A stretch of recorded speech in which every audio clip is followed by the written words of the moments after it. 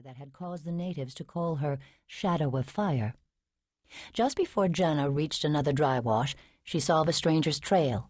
She veered left, following him, wondering which hiding place the man had chosen of all those offered by the tiny finger canyons and rugged rock formations that riddled the base of the plateau. Not that hiding would do him much good. He tried to conceal his trail, but he was bleeding so much that every few feet bright crimson drops proclaimed his passage. Jana slowed and began rubbing out the telltale drops, using sand or dirt or brush, whatever was near at hand.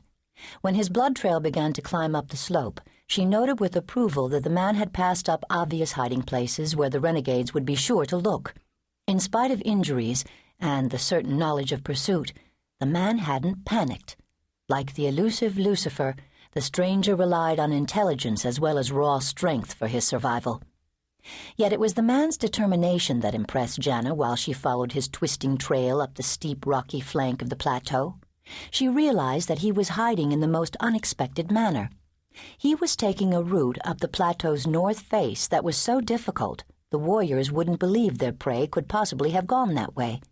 The renegades would search the easier escape routes first, perhaps wasting enough time that darkness would fall before the stranger was discovered. It was a long chance, but it was the only one he had, and he had been smart and tough enough to take it. Jana redoubled her efforts, moving quickly, wiping out signs of the man, doing everything she could to help him elude the warriors who were sure to follow. The farther up the flank of the plateau she climbed, the more her admiration for the stranger's determination and stamina increased. She began to hope that he knew of an ancient footpath to the top of the plateau, a path that had been abandoned by the Indians, who now rode horses. The farther up she climbed, the more she allowed herself to believe that the stranger would make it to the top. Up there was water, cover, game, all that a man would need to survive. Up there, she could hide him easily, care for his wounds, nurse him if he required it. Hopes high, Jana levered herself over a rockfall, only to find a stone cliff cutting off all possibility of advance or escape. At the base of the cliff, pinyon and rocks grew in equal profusion. There was no one in sight. But there was no way out of the rugged little canyon except the way he had come, and she certainly hadn't seen anything bigger than a rabbit. He had to be somewhere in the pinyon and rock-filled hollow behind the landslide, unless he had spread spectral wings and flown from this trap like a shaman. A frisson went over Jana's skin at the thought. If any man could have flown like a pagan god, this one could have. He had taken a beating that would have killed most men. Then he had run 3 miles and threaded his way to the head of a nameless rocky canyon over land that had tried even Jana's skill. "Don't be foolish," Jana told herself firmly. "He's as human as you are. You've looked at enough of his blood in the last mile to swear to that on a stack of Bibles as tall as God." Intently, Jana stared at every foot of the sloping hollow.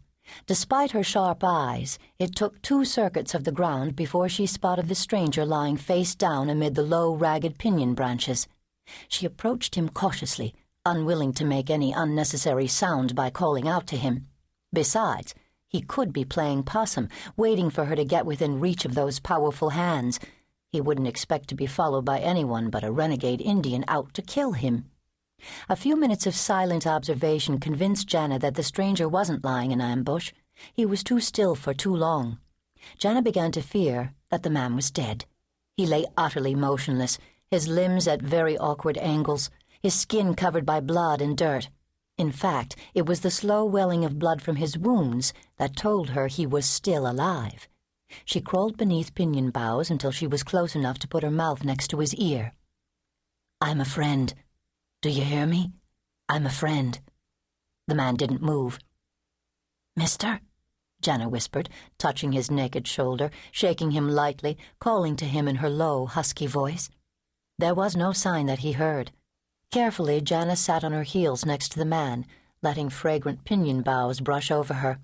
She slid her hand around his neck until she could press against the jugular, and breathed out. Her first impression was of fiery heat, then of the strength in his muscular neck, and then finally she felt the slow, somewhat ragged beating of his heart. From the size of the lump on the side of his head, she was surprised that he had remained conscious long enough to get this far. "You're not going another inch, are you?" she asked very softly. The man didn't.